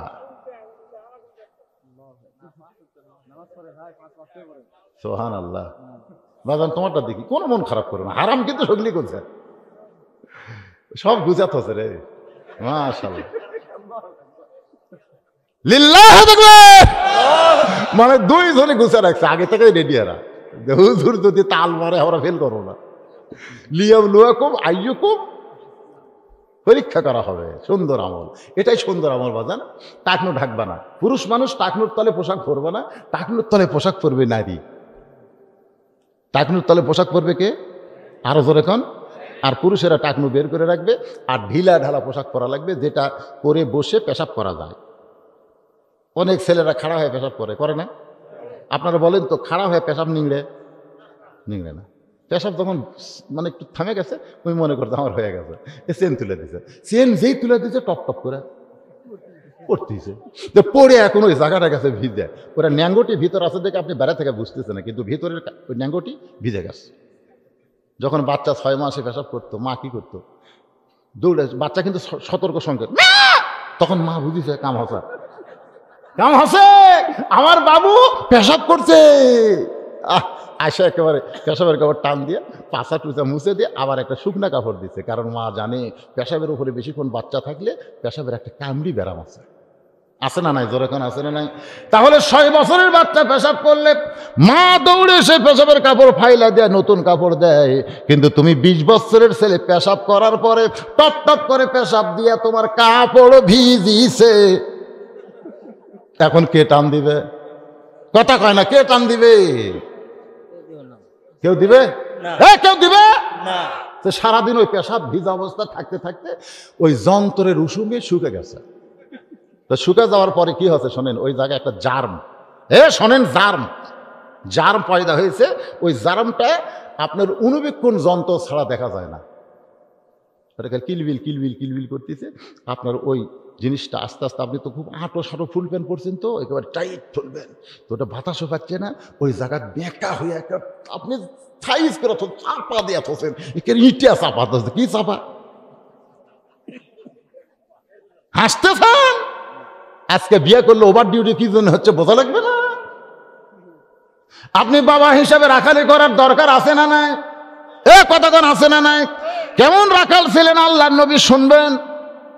কেমন রাখাল আল্লাহর নবী ছিল আপনারা শুনবেন। ঘরের মধ্যে ঢুইকে দেখে 9 বছরের মেয়ে ফাতেমা হাতের মধ্যে চুরি দিয়ে মুচকি মুচকি হাসতেছে। 9 বছরের মেয়ে মুচকি মুচকি হাসতেছে। সঙ্গে সঙ্গে নবী আমার ঘর থেকে বাইরে আসলেন। মা ফাতেমা চমকে গেল, যে বাবা ঘরের মধ্যে ঢুকে আমাকে মা মা বলে আদর করে, আজকে সেই বাবা কেন ঘর থেকে বাইরে যায়? বারান্দায় এসে দেখে নবীর চোখ দিয়ে দর দর করে পানি পড়তেছে। ফাতেমা বলে, বাবা কি দুঃখ আপনার মনে, কাঁদতেছেন কেন? রাসূল বলে, ফাতেমা, যে দুনিয়াতে সাজবে মা, আল্লাহ তার আখিরাতের সাজ কমায়া দিবে। সঙ্গে সঙ্গে ফাতেমা হাতের চুড়ি খুলে ফাইলা দিলেন, যে দুইটা চুড়ি দিয়েছিল হাতে ফাইলা দিলেন। নবী দৌড়ে গিয়া ওই চুড়ি দুইটা কুড়ে জামার পকেটের মধ্যে ঢুকাইলেন। ফাতেমা বললেন, বাবা যেই চুড়ি হাতে দেওয়ার কারণে আপনি কাঁদতেছেন, ফেলে দিলে কেন কুড়ে পকেটে ঢুকাইলেন? রাসূল মুস্কি হাসিতে বললেন, ফাতেমা, এই দুইটা চুড়ি আমি যত্ন করে রাখবো মা। শুধু চুরি যত্ন করব না, তোর নাকে ফুল পরায় দিব, তোর কানে দুল পরায় দিব, তোর গলায় মালা পরানো হবে। ফাতেমা বলে, কবে কবে কবে? আল্লাহ রাসূল বললেন, যেদিন তোমার বিবাহ হবে। রাসূল বুঝাই দিলেন, ফাতেমা, মেয়েরা কেবলমাত্র এক ব্যক্তির জন্য সাজতে পারবে, সেই ব্যক্তি হলো তার স্বামী। স্বামী ছাড়া অন্য কোনো পুরুষের জন্য মেয়েরা সাজতে পারবে না। আপনার মেয়েটা 17 বছর হয়ে গেছে, সাইদা গুইজা প্রতিদিন কোথায় যায়? আপনি বাবা হিসেবে দেখার দরকার আছে না না? দরকার আছে না না? দেখবেন না, প্লাজো প্লাজো পেটিকোটের লাগাল ঢিলে, এলা কুটি পায়রা প্লাজো একেবারে টাকনুর থেকে আধা তো পরে উঁচু একটা হাইল পরে মাথা খালি দোলায় যায়। আর আমাকে যুবকেরা গান গায়, সুন্দর নারী দেখলে পড়ে আমার দিল দেওয়ানা করে, ওইলে ওইলে ওইলে। তোমার মেয়ের জন্য গ্রামের 10টা ছেলে নষ্ট হয়ে যাচ্ছে, তুমি হাজী সাহেব হজ করছে, তুমি সামনে কাতারে নামাজ পড়ো, তুমি জান্নাত যাবা। ইয়ার কি বাড়তিছে? আমার মায়েরা যারা পর্দার অন্তর আছেন, মা, আপনাদের আমল কিন্তু বেশি না, মাত্র 4টা আমল করতে হবে। 1 নম্বর হলো নামাজ, 2 নম্বর রোজা, 3 নম্বর সতীত্বের হেফাজত পর্দা করা, আর 4 নম্বর স্বামীর কথা মতো চলা। মা ফাতেমা বললেন, বাবা এই 4টা আমলের মধ্যে সবচাইতে গুরুত্বপূর্ণ আমল কোনটা? রাসূল বললেন, ফাতেমা, 24 ঘন্টার মধ্যে 5 বার নামাজ পড়লেই নামাজের হক আদায় হয়ে যাবে। 12 মাসে 1 মাস রোজা রাখলেই রোজার হক আদায় হবে। স্বামী যখন কাছে থাকবে তখন স্বামীর হক আদায় করবে, স্বামীর কথা মতো চলবে। কিন্তু ফাতেমা, পর্দা এই আমলটা, এটার কোনো সময় না, এটা সব সময় ফরজ। আমাকে বাংলাদেশে ফরজ কখন আছে? ও যে নানি বোরকা গাঁদতে যাচ্ছে, কে নানি বোরকা পড়ছেন কেন? কই মরা লাগবি ভাই, মরা লাগবি ভাই। নানি দারুদ নাতনি আর গাঁত বোরকা নেই, 50 বছর আমের গাছ, গোড়াত বেড়া দিচ্ছে। সবাই বলতেছে, কে ভাই বুড়া গাছের গোড়াত বেড়া কেন? গরু ছাগল যদি খাই ভাই, সতর্ক থাকা ভালো। লোক তোর গাল থাপ্পড় বেড়া কবি, কেড়ে পাগলা, তোর গাছের দিকে গরু ছাগল ঘৃণা করে তাকাবি না রে। বেড়া যদি দিবার তার সাথে লক লকা পাতা বার আছে, ওই ছোট গাছত বেড়া দে। আজকে বুড়ির বোরকা পরা লাগবে না, কারণ একটা বুড়া পর্যন্ত বুড়ির দিকে তাকায় না, ঠিক না? একটা বুড়া পর্যন্ত তাকায় না। একটা যুবতীর দিকে বুড়াও তাকায়, যুবকও তাকায়, জোরে কর কথা, ঠিক না? তাহলে বেড়া দেওয়া লাগবে কার, কোন জায়গা? বেড়া মানে বোরকা, জোরে কর, বেড়া মানে কি? আমার মায়েদের জন্য বলতেছি, মা, সবচাইতে সুন্দর আমল হলো মেয়েদেরকে পর্দার ভিতরে থাকতে হবে। আল্লাহর বান্দারা, আপনার কি মনে ভুলে গেছেন? ওসমান গনি রাখালের পাশে 2 রাকাত কি করছে? ফজরের সুন্নত নামাজ পড়ে রাখালের মুখের দিকে বারবার তাকায়, রাখাল রাগ করেছে। এবার ওসমান গনি বলতে যে, ভাইজান রাগ করছেন কেন? কোনোদিন আপনাকে সামনে কাতারে দেখি নাই, আজকে প্রথম সামনে কাতারে দেখতেছি। আপনার পরিচয় কি? রাখাল চিল্লায় বলতেছে, পরিচয় দিয়ে কি সামনে কাতারে আসা লাগে? ওসমান গনি চমকে বলতেছে, ভাইজান এত রাগ করছেন কেন? এত রাগ কেন করছেন ভাই? কোনোদিন সামনে দেখি নাই, এই জন্য একটু জিজ্ঞাসা করতেছি। আপনি আমার ভাই, আপনি কেমন আছেন এই জিজ্ঞাসা করার দরকার আছে না নাই? মসজিদের পাশে আপনার কাছে নামাজ পড়ে, আপনি ঢেকুস তুলতেছেন, নামাজ পড়তেছেন, মানে 4 তরকারিতে ভাত খায়া ওই নামাজ পড়বার গেছে। ওর বুঝছেন পেট নিতে হয়ে আসছে, তারপর হাত বাঁধিছে। ওরই ধারতে একজন সকাল থেকে কিছুই খায়নি, খালি বলতেছে গোড়া সোজা করো, গোড়া সোজা করো। ফেরেশতাকে, আল্লাহ গোড়া তো সোজা আছে, কিন্তু একটার পেট নিচু, একটার উঁচিয়ে ব্যাপার কি? খালি গোড়া সোজা করা না, পেটও সোজা করা লাগবে, জোরে কর ঠিক কিনা?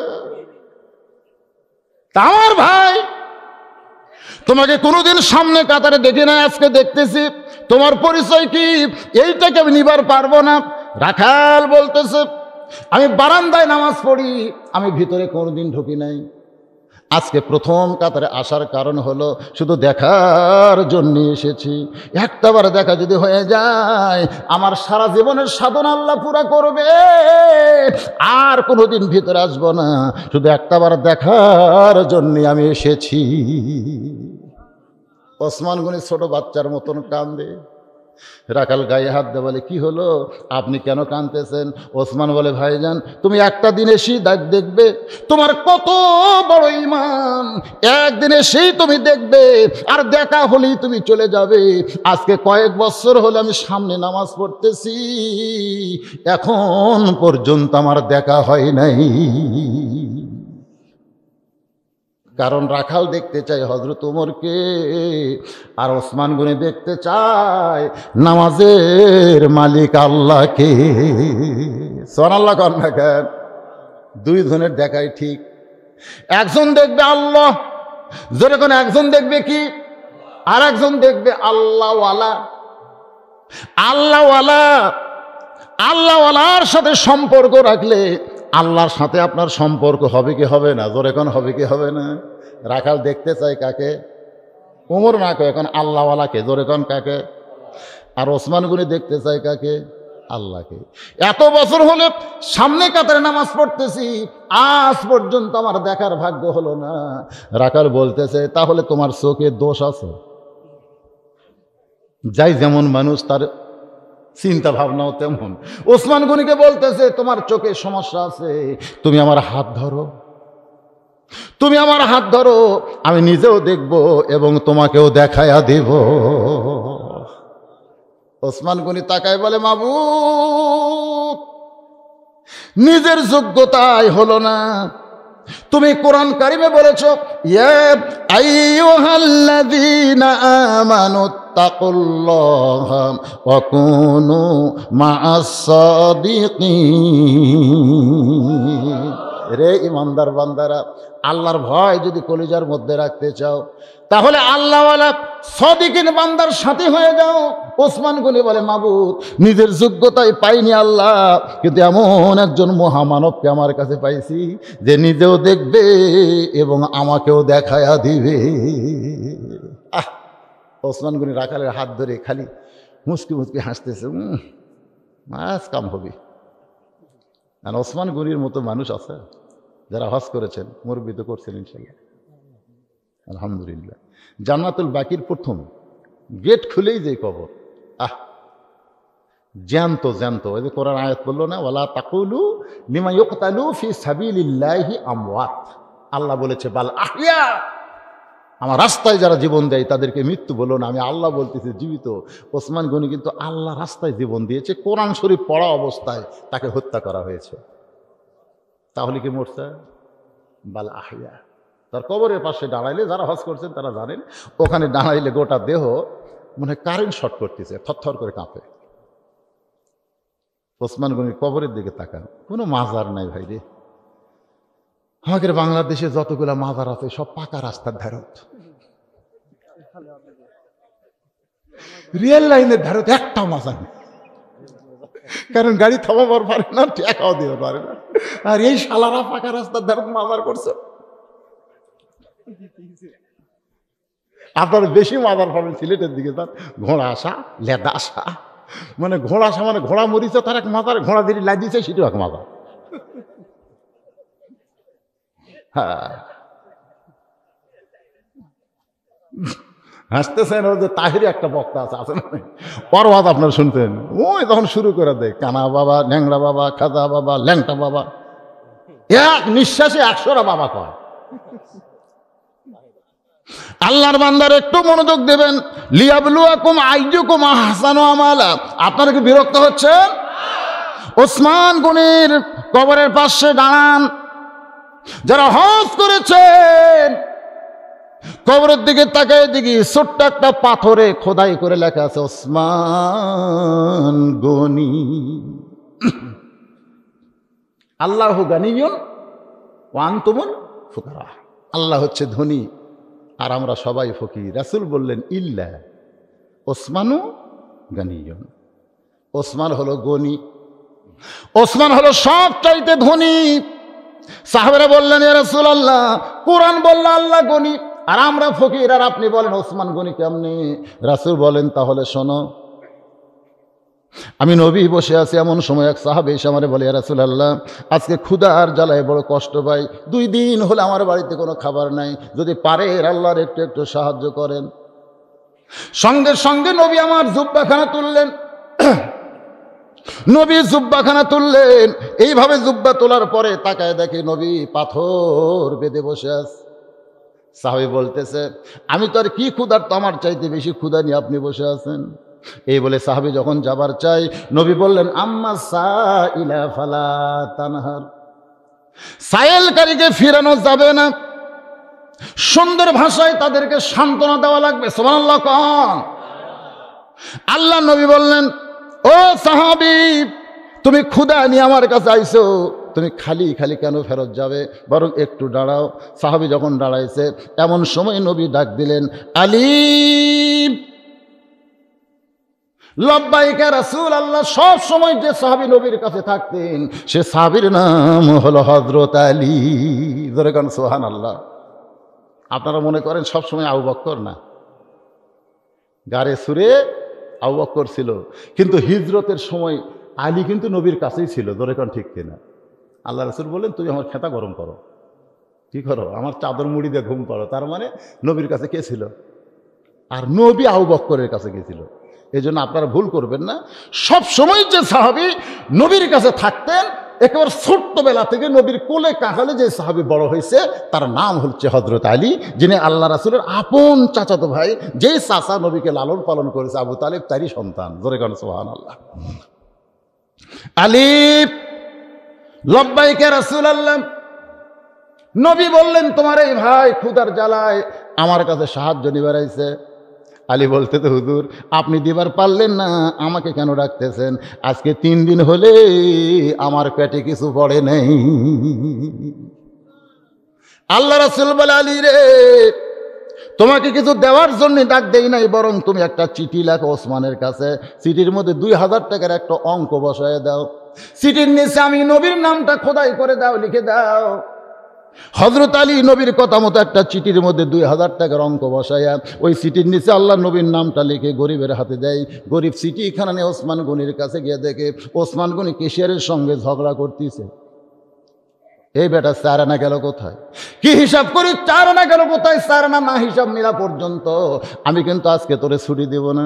গরিব চিন্তা করে চিঠির মধ্যে 2000, আর বেটা 4 আনার জন্য কেশিয়ারকে যেভাবে ধরছে, এ কৃপণ কোনোদিন 2000 টাকা দান করবে না। নবীর কাছে গিয়ে বলে, ইয়া রাসূলুল্লাহ আপনি দিবার পারবেন না, ঠিক আছে, কিন্তু এমন কৃপণের কাছে আমার কেন পাঠাইছেন? রাসূল বলে, চিঠি কি দিছো? কই দেওয়ার পরিবেশ পাই নাই, আবার দাও। এবার গরিব আবার গিয়ে দেখে কেশিয়ারের কপাল ঘেমে ঘাম টপ টপ করে পড়তেছে। ওসমান গনি কিছুক্ষণ পরেই বলতেছে, বেটা 4 আনা গেল কোথায়? 4 আনার হিসাব দাও। গরিব মনে মনে কয়, আল্লাহ রে, 1-8 ঘন্টা হলে যে 4 আনার হিসাব ছাড়ে না, সে কোনোদিন 2000 টাকা দান করবে না। নবীর কাছে গেলে নবী আবার পাঠায় দিবে, দরকার নাই। গোপন পদ্মা পালাবার চাই, কারণ ক্ষুধা পেটে বসে থাকা যায়, ওয়াজাতা ঘুরে কোনো লাভ। আমি নিজের চোখে দেখছি, আমার এলাকায় এক ফকির 1 দরজার ভিক্ষা পাইয়া মাঝখানে 2 বাড়ির দরজা বাদ দিয়ে 3য় বাড়ি দিয়েছে। আমি বললাম, কে ভাই এই 2 বাড়ি আপনি ভিক্ষা করছেন? আমি বললাম, না। তো বুঝবেন কেমনে? তো বাদ দিলে কেন? বলে, হুজুর এই 2 বাড়ির কমপক্ষে 10 বার আমি চাইছি, প্রত্যেক বাড়ির কাছে মাফ করো, প্রত্যেক বাড়ি মাফ আছে। তো যারা ফকিরের কাছে মাফ চাই, এর কে থাকে বড় ফকির দুনিয়াত নাই। আমি 2 বাড়ি তালাক দিছি হুজুর, আমার সময়ের দাম আছে। আপনি কি করতে চাচ্ছেন? ফকির হুজুর থেকে আমার সময়ের দাম নাই? চিন্তা করে দেখেন, কোন বাড়ি যদি ফকির তালাক দেয়, ওই বাড়িতে টাকা থাকবে, পয়সা থাকবে, কিন্তু শান্তি থাকবে না। এখন আপনারা দেখেন তো, আপনাকে দরজাত কি তালাক দিয়েছে? অনেকে খুশি হয়ে কয়, আমার বাড়ি ফকির আসে না। ফকির আসে না মানে তুই মরছো। কি মনে করতেছেন? আল্লাহর বান্দা গোপন পদ্মা পালাবার চায়, রাস্তার মোড়াই থেকে হযরত আলী দাঁড়ায় আছে। আলী বলতে যে ভাইজান আমার হাসান হুসাইন ক্ষুদার জ্বালায় কাঁদতেছে, তোমার 2000 টাকা ওসমান দিল, সেখান থেকে 2টা টাকা কি আমার লেখার হাদিয়া দেওয়া যায় না? কারণ চাওয়া চলবে না, হাদিয়া খাওয়া যায় যাচ্ছে, 2টা টাকা দাও রে ভাই। গরিব কান্দের বলে আলী রে তোমার সিটি এখনো আমার পকেটে। হযরত আলী বলতে তো পকেটে কেন? বলে 2বার গেছি 4 আনার জন্য, কেশিয়ারকে ছাড়ে না, আবার নবীর কাছে গেলে নবী পাঠাই দিবে, ভয়ে রাস্তা দিয়ে পালাবার চাই। আলী বলতেছেন তুমি কি নবীর সাহাবী? বলে হ্যাঁ। তাহলে বিশ্বাস করো নবী যা কিছু করে নিজের জন্যে না, সব কিছু করে আমার আল্লাহর জন্যে। যাও। হযরত আলীর ভয়ে করে সাহাবা ওসমান গনির দরবারে এসে দেখে ওসমান গনি আর কেশিয়ার দুইজনই আল্লাহর শুকর আদায় করতেছে, আলহামদুলিল্লাহ আলহামদুলিল্লাহ জিকির করতেছে, কারণ হিসাব মিলে গেছে। সুবহানাল্লাহ কোন? হয়তো আপনারা বলবেন হুজুর 4 আনার হিসাব মিলার কি দরকার? আল্লাহ বলেছেন তোমাকে যে সম্পদ দেওয়া হয়েছে এই সম্পদ তোমার না, এই সম্পদ হলো আমার। আমার সম্পদের শতকরা 2.5 টাকা হিসাব করে তুমি গরিবরে দিয়ে দাও। যারা সম্পদের হিসাব করে না তাদের যাকাত আদায় হবে না। সুবহানাল্লাহ কোন না কেন? বাজানো হযরত আলী এবার লোকটা এইটা দুইজনের জিকির দেখার পরে ওসমান গনির সামনে সালাম দেয়, চিঠিখানা হাতের মধ্যে দেয়। ওসমান গনি চিঠি পায় একটা চুমা খায়, বলে ভাইজান এই চিঠি কে পাঠাইছে? ভাই কে পাঠাইছে? গরিব সাহাবী বলে চিঠির নিচে নাম লেখা আছে, আল্লাহর নবী এই চিঠি পাঠাইছে। সঙ্গে সঙ্গে ওসমান গনি চুমা দেয়, বলে ভাইজান এই চিঠি কে পাঠাইছে? গরিব বলতেছে আপনি কি লেখাপড়া জানেন না? চিঠির নিচে নবীর নাম লেখা আছে। সঙ্গে সঙ্গে চুমা দেয়, বলে ভাইজান এই চিঠি কে পাঠাইছে? গরিব মুচকি মুচকি হাসার মনে মনে কয় 4 আনার জন্য যেই বেটা কেশিয়ারকে ছাড়ে নাই, চিঠির মধ্যে 2000 টাকার অঙ্ক থেকে মাথা নষ্ট হয়ে গেছে, আল্লাহর নবী এই চিঠি পাঠাইছে। সঙ্গে সঙ্গে ওসমান গনি চুমু দেয়, বলে ভাইজান এই চিঠি কে পাঠাইছে? ভাই গরিব বলতেছে তোর টাকা আর আমার দরকার নাই, কারণ 2বার আইসি রে, তুই 4 আনার জন্য কেশিয়ারকে ছাড়িস নাই। চিঠির মধ্যে 2000 টাকার অঙ্ক দেখে তুই পাগল হয়ে বারবার জিজ্ঞাসা করিস, আর বলবো না। নবীর কাছে গিয়ে কান্দার বলে রাসূলুল্লাহ আপনি দিবার পারবেন না ঠিক আছে, কিন্তু এই কৃপণের কাছে আমারে কেন পাঠাইলেন? যে আপনার নাম শুনে 3বার বলেছি, এরপরেও যখন শুনতে চাই আমি রাগ করে আপনার কাছে নালিশ জানাই। নবী আসমানের দিকে তাকায় বলে আল্লাহ আমার ওসমান তো এমন হওয়ার কথা ছিল না। সঙ্গে সঙ্গে তাকায় দেখে দরজায় 1 বস্তা টাকা মাথায় নিয়ে হযরত ওসমান গনি দাঁড়িয়ে আছে। রাসূল বলে ওসমান তোমার ভাইকে 2000 টাকা দান করার কথা বলেছিলাম, কিন্তু 1 বস্তা টাকা কেন আনছো? ওসমান আরে তুই কানা কানা বলতেছিস, ইনি হলে রাসূলের ডবল জামাই ওসমান গনি। রাখাল নিজের বুকে চড় মারে। মসজিদের ভিতরে দামি দামি সাহাবী, আমার মতন রাখাল কেমনে ঢুকবে? এই জন্য বারান্দায় নামাজ পড়ি, কিন্তু ওই পথিক আমার সর্বনাশ করছে। ওমর ফারুকের দিকে আঙ্গুল তুলে বলতেছে ওই পথিক আমার সর্বনাশ করেছে। ওই পথিক আমারে কইছে হযরত ওমরকে যদি দেখতে চাও তাহলে সামনে কাতারে নামাজ পড়ো। সামনে কাতারে নামাজ পড়তেছে শুধু হযরত ওমরকে দেখার নিয়তে, কিন্তু ওই মেহরাবের মধ্যে যদি আমার পথিককে দেখতে পাই, এখন তোমরাই বলো আল্লাহু আকবার ছাড়া তো আমার উপায় নাই। আমি আল্লাহু আকবার লোকমা দিয়া ওই পথিককে মেহরাব থেকে খেদাইয়া দেব। ওই জায়গায় হযরত ওমরকে আমি প্রাণ ভরে এক নজর দেখতে চাই। হাজার হাজার সাহাবীরা কাঁদতেছে। মসজিদের মধ্যে সমস্ত সাহাবী যখন কান্দে, রাখাল চিল্লায় বলে আল্লাহ বারান্দায় নামাজ পড়া ভালো, এই ভিতরে কেন কান্দা কান্দি শুরু হয়ে গেল? ওসমান গনি বলে রাখাল ভাই তুমি যারে পথিক পথিক বলতেছ ওই মানুষটি হলেন হযরত ওমর। গাছের গোড়া কাটলে গাছটা যেমন ঠাস করে পড়ে যায়, রাখাল দৌড়ে গিয়ে হযরত ওমরের সামনে তেমনি পড়ে গিয়া কাটা মুরগির মতন ছটফট করতেছে। কাটা মুরগি যেমন ছটফট করে তেমন ছটফট করে বলতেছে ইয়া আমিরুল মুমিনিন আমার কি হবে? আমার কি হবে? ইয়া খলিফাতুল মুসলিমিন, আমার কি হবে? আমি আপনাকে তওবা বড়াইছি, আমি আপনাকে মুনাফিক কইছি, আমি আপনাকে ভণ্ড কইছি, আমার কি হবে? আমার কি হবে? এমন করে রাখাল যখন কাঁদতেছে, ওমর ফারুক এক টানে রাখালকে তুলে বুকের সঙ্গে চাইপা ধরে কপালে একটা চুমা খা। হাজার হাজার সাহাবীরা বলতেছে, ইয়া আমিরুল মুমিনিন, যে আপনাকে তওবা বলাইছে, মুনাফিক কইছে, ভণ্ড কইছে, আবার তাকে বুকের মধ্যে নিয়ে কপালে চুমা খান, আমরা যে কিছুই বুঝতে পারলাম না। ওমর ফারুক বলে, রাখাল রে, তোমার এত কথা হজম করার পিছনে তুমি আমাকে তওবা পড়াইছো, মুনাফিক কইছো, ভণ্ড কইছো, তোমার এত কথা হজম করার পিছনে আমি শুধু তোমার সুন্দর আমল দেখেছি, আর সুন্দর আমল দেখার কারণে এই কথাগুলো আমি আল্লাহর হস্তে হজম করেছি। লিয়াবলুয়াকুম আইয়ুকুম আহসানু আমালান ওয়া হুয়াল আজিজুল গফুর।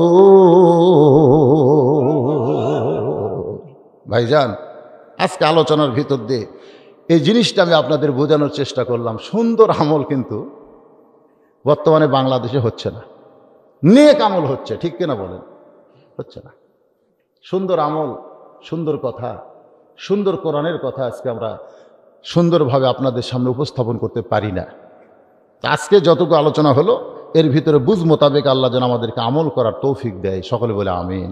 ইস্তিগফার পড়েন, আস্তাগফিরুল্লাহ রব্বি মিন কুল্লি যামবি ওয়া তুবু ইলাই। এই ভাই ওঠেন না, এই উঠে দৌড় মারেন কেন? এই আপনারা যে মোনাজাত একটা দোয়া মুখ খলিবাত, বিশ্বাস করেন না আপনারা? মাথা বোঝেন, মাথা বোঝেন, মাথা বোঝেন তো, মাথাই নাই। ও আমার ওয়াজে শুনছেন মাথা ছাড়া, ভুলে গেছেন অনেক দ্বারা আগের বছর মাথা ছাড়া, মাথা ছাড়া মজিবর, বোঝেন না? হ্যাঁ, সবই আছে, মাথা নাই। আর সাথীরা মনে করলো শার্ট ঠিক, লুঙ্গি ঠিক, এটাই মজিবর। নীল হাওয়ারি নিয়ে দাফন করছে মাথা ছাড়া, কিন্তু মজিবর মরেইনি। ওই অসুস্থ ছিল, ওই অ্যাক্সিডেন্ট করে আবার কিন্তু হাসপাতালে 15 দিন চিকিৎসা দেওয়ার পরে ভালো হয়ে গেছে। ওই বাড়িতে গেছে, আর বউ দৌড়। তুই মাথা ফেলা কোথায়? তোমার তো মাথা নাই।